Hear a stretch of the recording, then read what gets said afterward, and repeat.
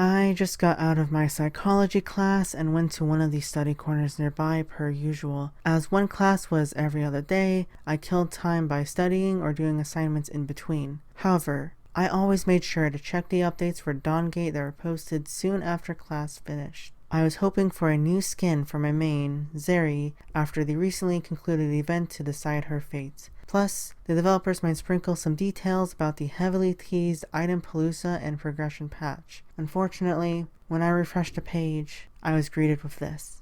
The Dawngate was closing, and for the next hour, I sat there reading comments about how people enjoyed the game and were upset over EA's decision to end development. Some developers shared tidbits of stuff that was practically finished or in the works. Everything was looking bright over the horizon, but then an astronomical object blocked that light. It all felt surreal to be in this position, but I had a class to go to and couldn't dwell on this any longer until I got home. For now, I'll rewind on how I got into Dawngate and what made it the best MOBA to ever exist.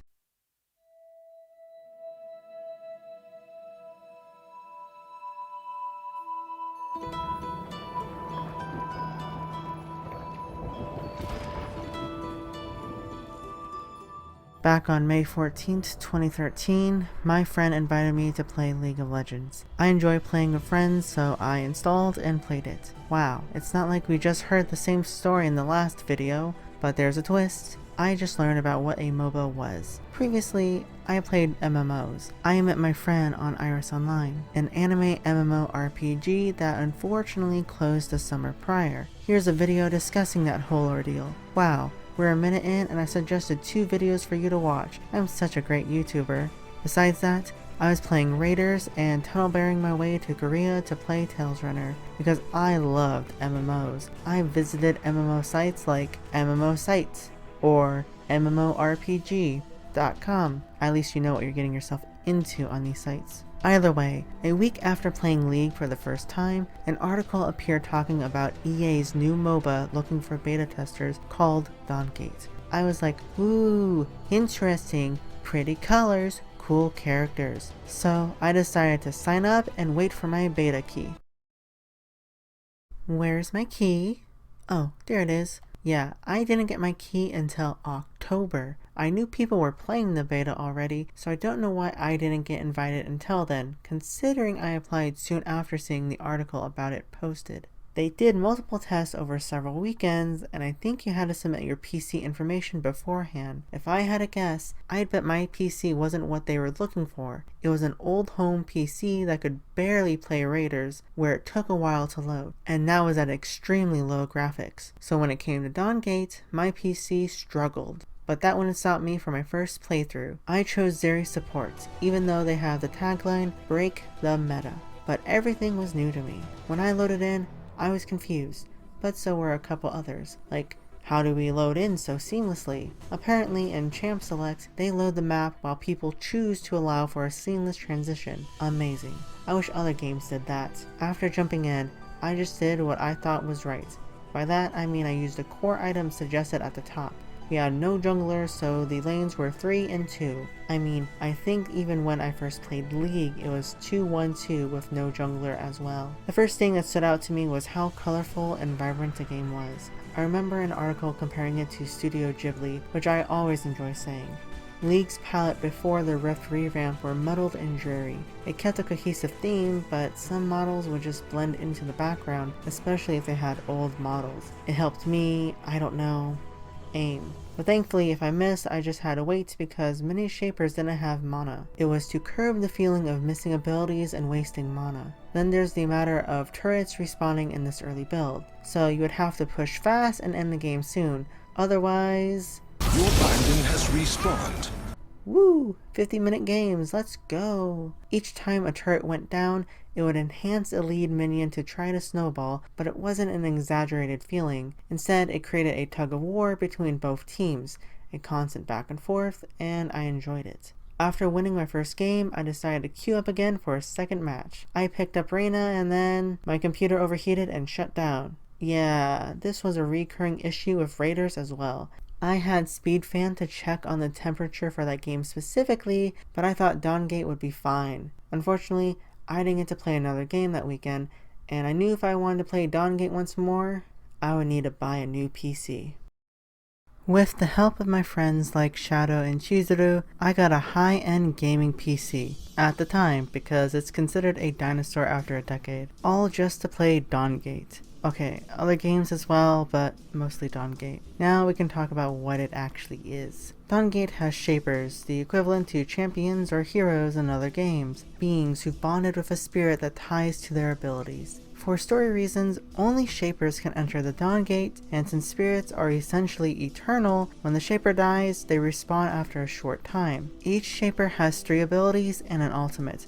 Normal MOBA fanfare, but they also have spells. What sets it apart is you choose them in the game as you level up. So if something is becoming a handful, you can choose the correct spell needed for that particular match. There is a shop to buy items, but not in the sense people expect, as they are vitalities to enhance the characters using Vim, Dawngate's economy. This was acquired in multiple ways, I'll explain later, but it was a nice way to earn it passively, both when dead and alive near minions. The goal is to slay the other team's guardian to win on the Dawngate. While the aforementioned tagline of Break the Meta was present, they still had roles for players to fulfill, and I think this is where it helps players who fall into these roles. Unlike League, where you're basing your loadout on pages, but similar to Battleborn to give a passive, Dawngate has players choose a role at the beginning that provide bonus stats. Gladiator, the main carry role that gives twice as much Vim for killing lane minions, is perfect for AD carries and mages, yet if you were a melee user, if you failed to kill a nearby minion, it would store half the amount to gain as a bonus on the next minion kill. Tacticians are the supports that give double the Vim for when minions die nearby. Plus, you get bonus Vim for attacking enemy shapers on a set cooldown to reward poking. Then hunters are junglers that deal more damage to jungle minions, provide healing when attacking them, and a chance to drop more Vim. Finally, predators can be anyone, but basically fit those who are roamers. They get more Vim for killing and getting assists on enemy shapers, but gain bonuses for killing well workers, which brings us to that mechanic,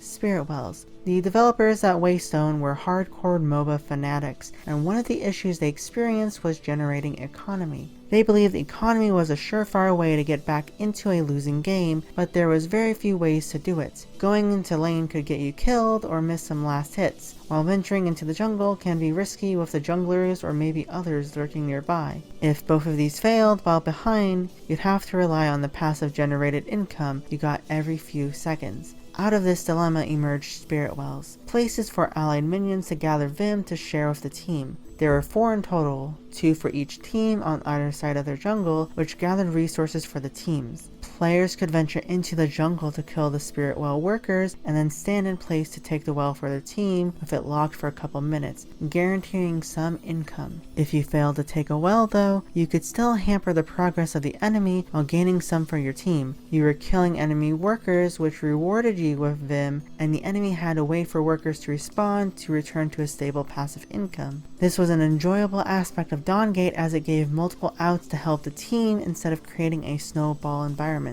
Previously, I mentioned Snowball with the increasing strength of the enemy minions as you destroyed towers during the beta. What I am currently playing after getting a new PC is considered the community beta, meaning anyone could join as the developers took time to refine the game and add new content. This of course came with an overhaul, especially with the removal of respawning towers and empowered minion waves. The latter instead went to the Parasites, which previously had an empowering buff like Baron. This is a good way to push lanes while getting other objectives, as after getting this buff, the minions were built like tanks. They could just walk up to the enemy's guardian in no time, which is the other boss in the game. During the closed beta, the guardian only had turrets defending it. Now they have 5 cores, where each one stops an ability it can use, such as a large flame AoE, a random barrage of missiles, and flinging fireballs. It added a sense of achievement and difficulty to defeating the boss, especially if you were close to finishing it but the guardian nailed you, to give the other team a glimpse of hope. Of course, to take these beasts down, you'll need items. The first thing I have to point out is the amazing stained glass designs of the Vitalities. It makes the Dawngate feel like a sacred place that houses the spirits.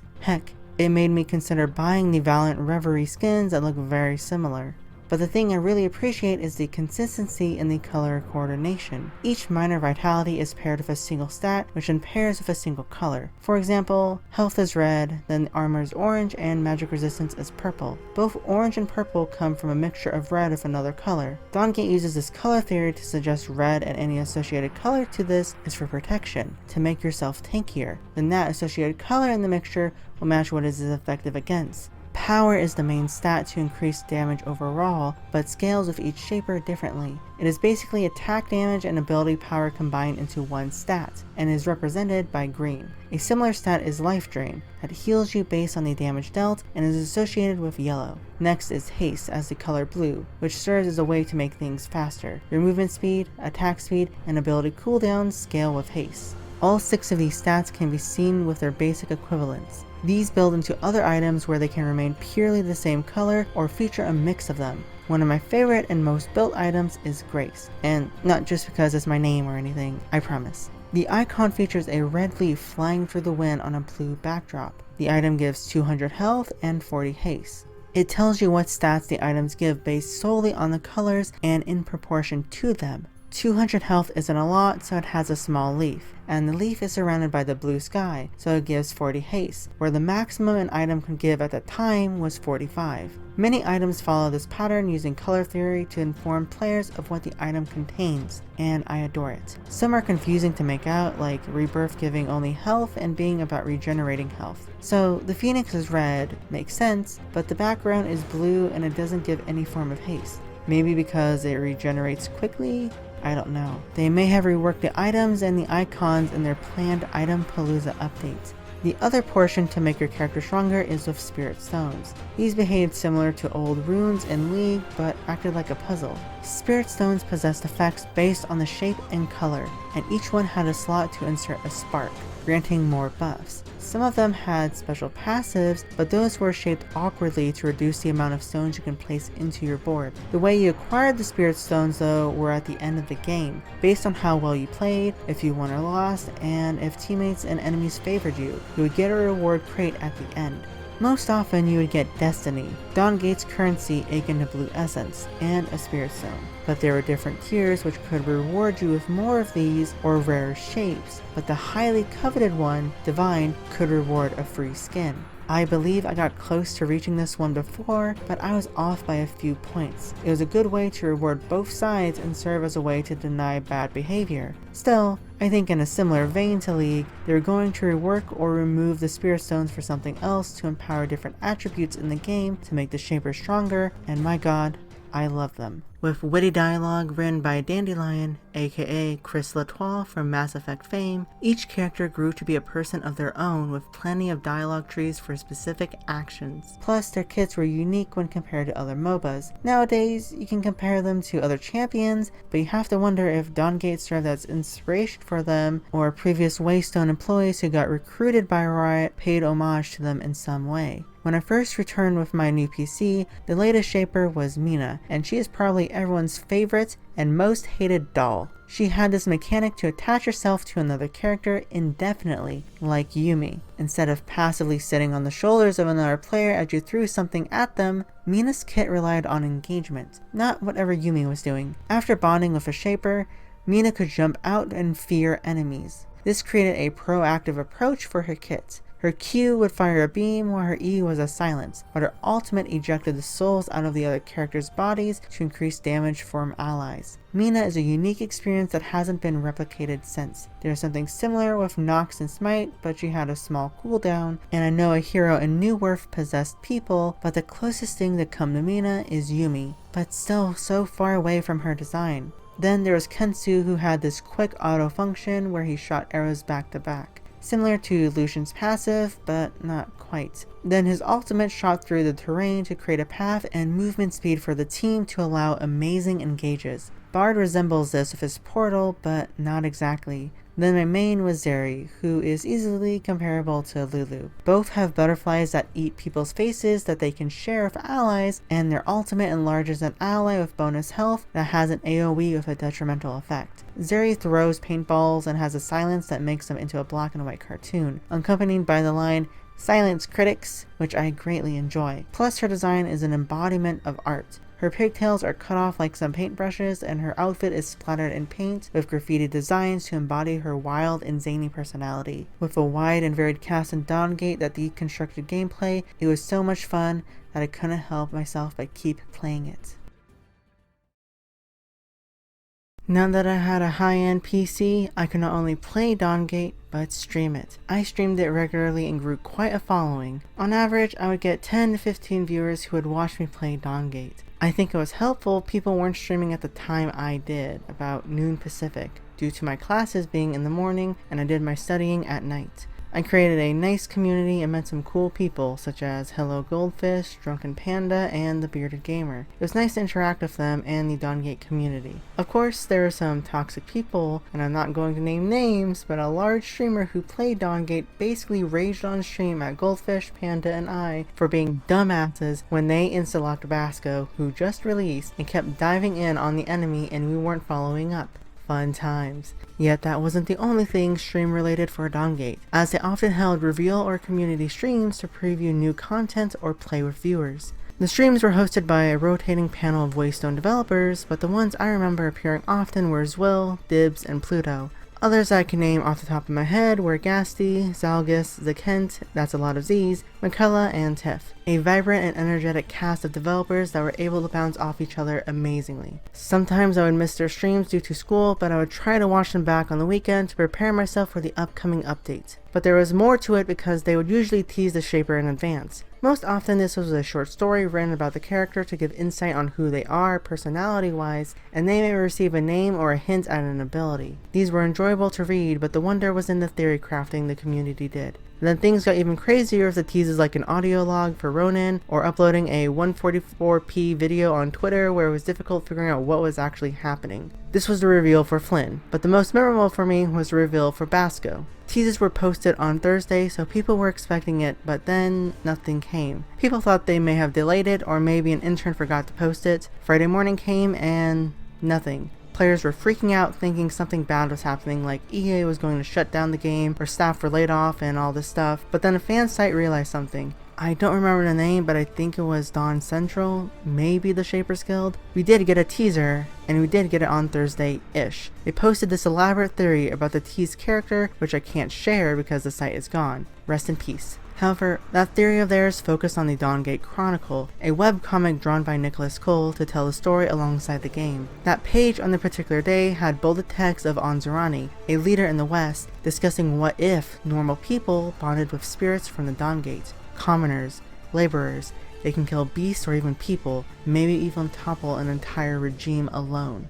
Well, turns out that was Basco's story because it was shortly posted after this as it was a reward for players who figured it out, and then they shared it with Dawngate streamers. It was a memorable experience to engage with the community in that way, but now we can talk about the Dawngate Chronicle. They post it every Monday, Wednesday, Friday at 6 AM Pacific, if I remember correctly. With Cole's beautiful art, who is also a concept artist on Dawngate, it made the characters pop from the world while blending in with the stellar framing for the panels. They explored the intricacies inside relationships between characters we only got from in-game banter. Plus, we got to see what the outside world actually looked like, as the Dawngate was the only map available at the time and foreseeable future. We would hear snippets of what the outside world was like to paint a picture, but a literal painted picture helped cement that vision.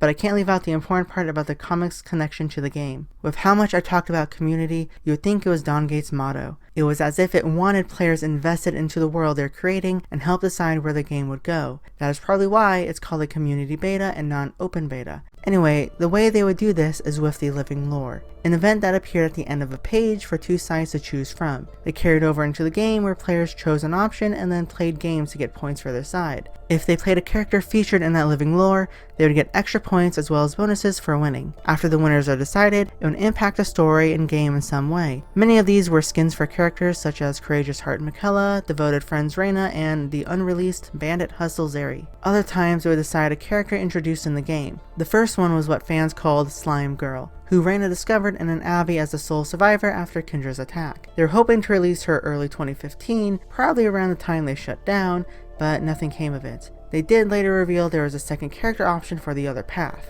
Another impact into the game was the affiliation of a character. When Fenmore's living lore occurred, it was to decide the release and affiliation of 2 characters, with Ronan being the winner. For those unaware, the 9 are a malicious group with their own motives funded by the creator known as One, and serve as the counter-antagonist in the story of Dawngate. Everything hinges on the lore of Dawngate. It's what compels its development and is the motivating factor for players to install the game. The world is split into 4 territories, each named after a compass direction. The north is a gender-swapped frozen kingdom, the east are old-fashioned intellectuals, the south are inspired artists, and the west are progressive merchants. Then the middle is known as the heart of the world, a grey region with all types of life, but also where the Dawngate lies. It was built by Itempalooza, a magnificent shaper known for his constructions and competitions. All he cared about though was his lover Imana. Unfortunately, time was short for them, so in an effort to bridge the world of the living with the spirits, Itempalooza constructed the Dawngate to reunite with his lost love. In a bad turn of events for him, he disappeared from the world the moment the gate opened, unleashing spirits across the world,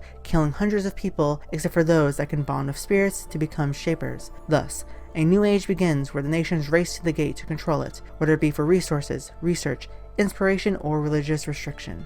The countries gather shapers to send into the Dawngate due to only spirits or those bound by them allowed entry, creating a battlefield. Although the premise may sound generic, where multiple factions fight over something, Dawngate relies heavily on the character-driven stories. It is the cast that breathes life into the series. I mentioned this already, but the banter and dialogue is just stellar. Fans recreated announcer packs for League of Legends, and I had those injected immediately. Unfortunately, with the new client, they removed that, so we can't use them anymore. Curse you, Riot! Regardless, we have Dandelion to thank for their contribution. Dandelion handled much of the planning for the world and lore of the Dawngate. Unfortunately, he didn't get to expand the world even more, but we got some inklings of its direction in the comic, which he was lead writer on. All this amounted to what makes Dawngate amazing and special due to the interactiveness that people wish the likes of League of Legends did. Closest that the game got was the Bilgewater event of Gangplank's rework. Dawngate was different due to this commitment towards story-driven narratives with community interaction. From the gameplay to the story, from the art direction to the community, Dawngate was something I enjoyed playing every day and made me feel glad to have played this game. Unfortunately, as you now know, this joy was short-lived. The Dawngate opens. When I got home from class, I spoke with friends about the shutdown. Some were ones I made on Dawngate, like Goldfish and Panda, and then there were ones I played League with, who touted, "Dawngate, more like Gawngate! Got him!" Fuck me. So, I scoured the forums and subreddits to see people's reactions to the news. There, some devs shared sprinkles of art and plans for the game, but most of this would come on a goodbye livestream, which is what we will talk about now. Before the game would officially release, they planned to rework the game a bit. 2 of these changes were constantly teased and slightly integrated into the game already to prepare players in advance: passives and Itempalooza. Let's talk about the former first, known as the progression patch. All characters would receive a passive. At the time of Dawngate's closure, all but King of Masks had a passive in mind. We don't know exactly what the characters would receive, but the monolith aspect should still be present. Plus, consumables were to be removed from the store by adding a new passive skill called Surges. Abilities that acted as consumables that scaled during the game. One would heal a percentage of health over time, another would give permanent movement speed until you take or deal damage, plus one can spawn a vision circle for a period to see if anyone is nearby, then an option to give health and power for an increased duration, and the 5th and final would be a heal for a targeted ally that gained charges from killing shapers. Rules would be updated where the passive minion death income was exclusive to tacticians, and gladiators would gain more Vim in the process. Hunters would then have a passive that executes instead of requiring Vanquish as a spell, Dawngate Smite. Then each archetype would get a stat buff to help them if they chose Hunter, such as mages taking reduced damage from jungle minions and tanks dealing more damage. Predators would inherit the damage poke Vim from the tactician, but the amount scaled with their damage to increase lane presence as a threat. Meanwhile, Itempalooza would be an entire overhaul of the economy structure of the game. Items will be bought with Vim shards, Vim that gathered together after accumulating 300 Vim. It allowed players to passively evolve their items and not garner confusion of hoarding Vim. Additionally, after reaching full build, you would be able to use Vim shards to power up individual stats so your team isn't in a deadlock state. With these new changes, the jungle would add another section with the money pigs to provide more economy to the jungler. The developers were taking feedback to heart to improve the game for players, but it was all lost for naught. Yet the biggest travesty is the shapers and cosmetics. I enjoy the artwork of Dawngate artists who brought the game to life, and seeing their exploration of themes in their illustrations is mesmerizing, as you can see the characters begin to take hold nearing their final concept. Some of these cut ideas are outright criminal, like Cole appeared to be working on some Halloween skins for Dibs and Zeri, but the one I'm most disappointed in not getting to play is Will Coiner's Christmas Mina skin. Look at her! She's like an angel atop a Christmas tree! They turned this rude and broken doll into a heavenly saint. I want her! There is so much unwasted potential here, it just hurts to look at. Then there's the shapers. Waystone were innovative with their skill design as they took the approach to deconstruct the MOBA genre of their characters as well. Some of these ideas were ahead of their time. They were nearing completion on several upcoming shapers with the next one practically ready for release. Let's start with him first. Resin, an assassin that seeks to steal from the rich with his threads and needles. He was able to leap to a wall to attach himself to surprise enemies by impaling them with his needles or throwing a fan of knives in a cone. His ultimate would be a large spindle that trapped enemies in a small AoE bound by a thread with a new pinned CC. Then there's going to be Xenia, a weapon master created for war using Viana's artificial shape as a basis, so she seeks revenge against the beautiful creation as a prototype. Her kit revolved around switching to weapons as a combo via her passive as magic damage, making her a melee magic bruiser to counter physical ones. She would switch between weapons with Q being a lifesteal blade, W being an executing axe, and E being a spear that steals movement speed. You could alternate between them like EQW or all three at once, QQQ. Xenia's ultimate was tentatively named Unlimited Blade Works for all the Fate fans out there, and would fire a barrage of weapons and an AoE dealing a % of health as damage. The next character doesn't have a name, but is called Battle Sisters, that is actually a single character intended to support. Waystone originally planned two sisters to switch forms as weapons, with one being a sword and the other being a shield, and they would wield each other, but they scrapped it to be a single character that changed stances instead. The passive would make her autos do a different effect based on the stance. Sword would leave a charge on an enemy for an ally to pop for damage, and shield would heal the lowest nearby ally shaper. Q would be a charge to switch forms with sword dealing damage and shield providing a shield. Her W would be crazy where they cleanse an ally and then pull them to her, while the E increased her attack speed to proc her passive more effectively. Finally, the ultimate is a large AoE that cleanses and heals all allies if in shield form, but then halts and slows enemies if in sword form. Interesting mechanic to provide alternative styles of supporting on one character. The fourth and final planned character was a sloth with a giant bell. His passive would make slows 35% less effective against him, and his movement speed is capped at 390, where any speed given to him is transferred into power. Then his amount of power he possesses translates to his other abilities' cast time. His Q would be a lunging punch that slowed him at the end, and his E would be an AoE slow around him. The crazy part is Sloth's W would be a targeted spell that limits their movement speed to your movement speed, but it gets even crazier because it cleanses all slows on you, meaning if you Q and then W at the end to catch an enemy, they would be walking at a snail's pace while you, as a giant sloth, jaunts towards them. Then you could finish them with your ultimate, where you call down a giant bell that possesses the same movement limiter.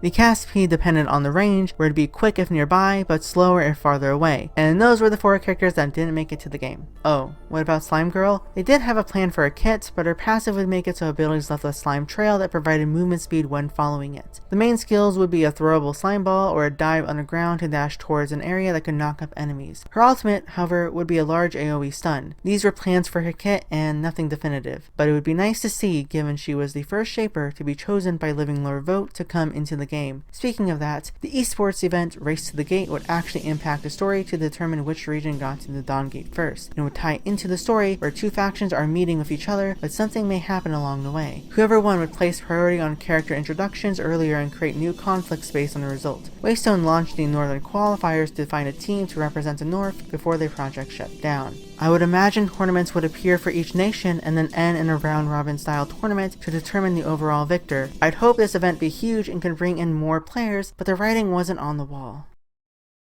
One thing I've saved on my computer I occasionally check back on is the Primer and Lore Bible. It has all the details of the characters, their planned relationships, features of the world, such as how spirits work or holidays of each country, and the story outline. They didn't reveal everything, such as the one's identity. All we know is here, a portmanteau of his and her to shroud their identity wasn't fully revealed to us, but the devs know who, and the only clue is we haven't officially met them. We do know Amano was the parasite, so we basically kept killing her over and over again for all eternity. That was fun. There wasn't confirmation on the curator being Idolist though. If it wasn't him, I would be surprised as hell. The only other option would be Volek for some reason, or a god. Speaking of that, one of the mysteries I was looking forward to answering is who Grace is. Not because that's my name or anything.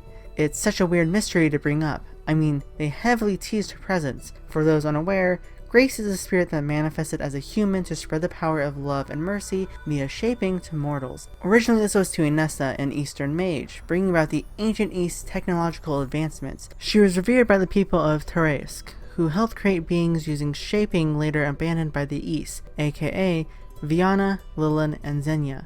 Yet at some point, Grace was killed in a non-specified location due to her being in a human form. This is the only known killing of a spirit, because they are believed to be immortal, which is why the characters are able to respawn on the Dawngate. But after her killing, the world fell into disarray, which believers blame whoever killed Grace for incurring the wrath of the spirits. This leads to an interesting problem in that Viana's tribe revere Grace and believe she is alive somewhere. Not only that, in the game, we shape the Vitalities onto our characters, and one of those items that I mentioned I love, not because it's my name, is Grace. The other characters for Vitalities are items as well, implying she is alive since it can be shaped.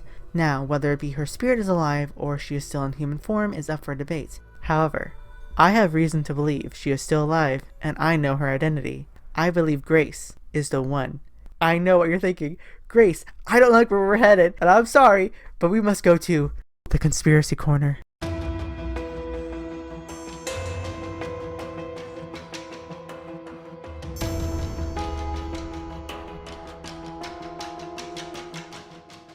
My theory hinges on Grace being one due to subtle clues in world building. This is going to be long and winding, so I'll summarize my ideas here. I think Grace faked her death and changes her identity regularly. She does this to build an empire in the making by teaching mortals how to shape, all in the name of freeing spirits, so they can take physical form like her by bonding to make them shapers. She will use them to achieve her goal of allowing spirits to live in the mortal realm, and maybe incur a culling of all non-shapers. Let's begin with how she supposedly died. The spirit of Grace died near their holy woods, where the Dawngate would later be built by Idolus. This would lead to the Age of Toil after her death, before changing to the Age of Miracles with the opening of the Dawngate. Idolus was a commoner who gained the ability to shape, but we don't know how, and this frustrates his friend Petrus as Idolus becomes the Arch-Shaper. Now, the question is, how did both of them learn to shape? I think someone taught them, and that would be Grace, as she taught Inessa how to shape with blood to create lifeforms like Viana.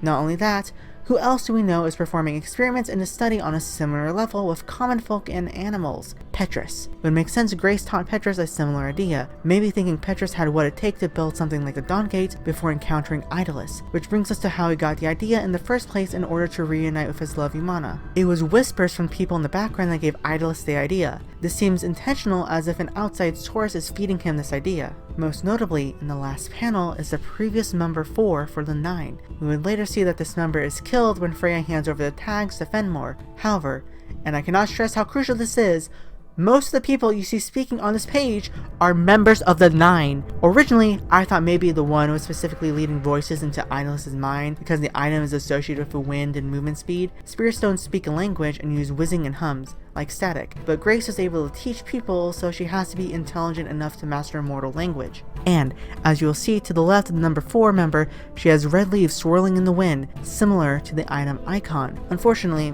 this may just be a coincidence, as I somehow have the notes for the Dawngate Chronicles in my folders when I downloaded a packed folder. The autumn leaves just happen to be the same color, as the intention was to go from winter to autumn to show the progression of Idolus after Imana's death. However, it is specifically noted in the notes that besides the Graveskeepers, the people in the background are the 9. This guy on the bench is 8, and this worker is 9. Like the positions, not the group. Whoever controls the 9 is leading Idolus to build the Dawngate specifically by having these members drop hints to him in passing, a sort of mind control by suggestion. Now, this might not make sense if she taught Idolus shaping beforehand, but it could be by chance he was able to shape, and Grace took that chance. We don't know how Idolus was able to shape, so she could have taught him or just found him one day and he was able to shape already, or he had the potential. Now, the big question is, why did Grace go to the west? I am unsure, but if I had to assume, given the west represents progress, she may have thought her chances were better there than over in the ancient east, which was beginning to crumble. Now you're wondering, how does the ancient east and the west connect? Well, when Freya delivers the tag to Fenmore, she mentions the requester being a he. This could be someone else entirely doing one's bidding, or it could be one themselves. This is likely since the one sends Fenmore to eradicate Freya's village on the suggestion the village saw their identity. The thing that always caught me off guard is that the primer and notes always refer to one as here, and speaks with an androgynous voice, which contradicts that comment, as if they were trying to bait us into thinking one was male, but was actually a female cross-dressing. Or maybe they're a spirit. The notes mention spirits do not possess gender or sex, that there is no known idea of spirits breeding. Some people in different areas based on culture and religion may provide genders to spirits, but it isn't something common with them, at least until Grace took form as a human female, which brings up the idea that Grace may actually be able to change forms to a human male or another species entirely. I believe Grace is currently assuming the identity of a Western male, given Freya's encounter with them, someone who could hold influence in that nation. Additionally, I think the notes of here and androgyny was not to lead us to think something has a gender, but rather it is something without a gender that takes shape as one instead, like a spirit. Finally, when I read this on the notes, it made everything practically confirmed to me in my mind. I may have taken too many crazy pills, but my god, it makes sense in my monkey brain. It says the glyphs on the tags are over 2,000 years old and are from the ancient East. Gee, I wonder who could possibly be 2,000 years old and from the ancient East and could be holding on to these trinkets and may have mysteriously died. As for her goal of creating a spirit-led world by opening the Dawngate and bonding mortals with spirits, I am relying on one allying with Fenmore for that reason to have Shapers control the world, which would lead to his living lore to find new members of the Nine. On that note, the next living lore would be for Vianna after she meets with the people of the South and the East. There were details for the pages already with some rough sketches outlined, and I would love to see them fully realized one day. And that's Dawngate. It deconstructed the MOBA genre to find what makes it tick, but EA didn't feel that way. Throughout the whole video, I wanted to vent about EA, but I couldn't. They gave Waystone the chance of a lifetime to create an amazing game, and the developers felt no ill will towards them, encouraging players to do the same. And I guess that I would say to people out there, in Twitch TV land and on Reddit land, who are just like mad at EA, right, yeah. or like, screw this is the worst, the dream is dead, the Dawngate closes. Just channel that energy into making something that you think can bring meaning to other people. Mm-hmm. Because seeing your guys' reactions to stuff that we've done, like as we've been, steering this ship over the past couple of years, that's what pumps the blood in our veins as game developers. So don't get mad, just try to do what we did and bring people something that's important to them. Just think about it that way, I guess.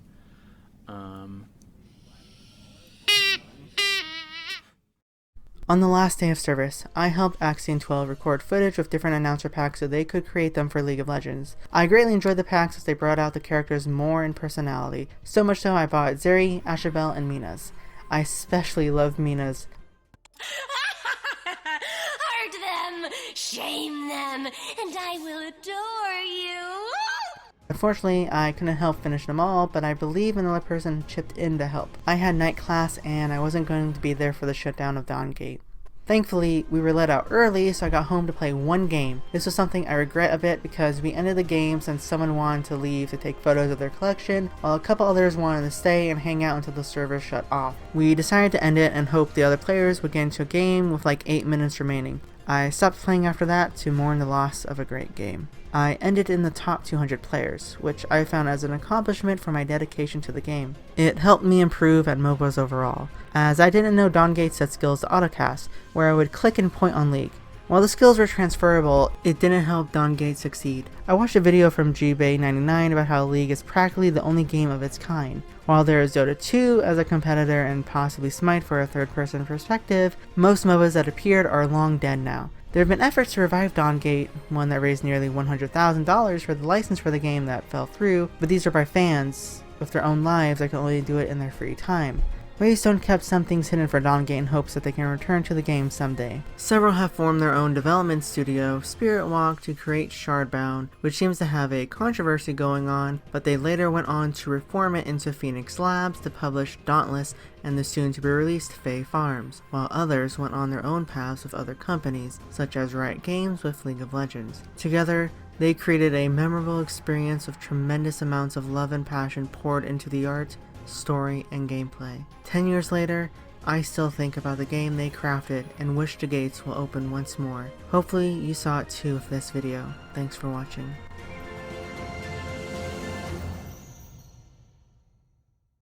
Once again, thank you if you made it this far in the video. I really appreciate it. I hope you enjoyed this video essay, especially if you were a former player of Dawngate. Why not share some of your memories in the comments below? I would really appreciate seeing any comments about Dawngate. I really do hope it comes back one day. But if you didn't know, if you look at the date on the first page of the Dawngate Chronicles, it is August 2nd. aka August 2nd, which is when I am posting this video. And you know what else is on this day? That's right, my birthday. Woo! There's another short talking about August 2nd and other ways too. Why not check that out? But I'll also be streaming on twitch.tv/Shedge later on tonight, where I'll be playing a bunch of games and polling for stuff on Summoners, War, and Hearthstone. Yeah, let's throw money in the wind on my birthday. Woo. But if you come and join us later on, I'm free to talk about Dawngate and any memories that you may have about it. By the way, thank you once again for watching. I'm going to take a long break after this now, and I'll see you in the next one. Poof, poof.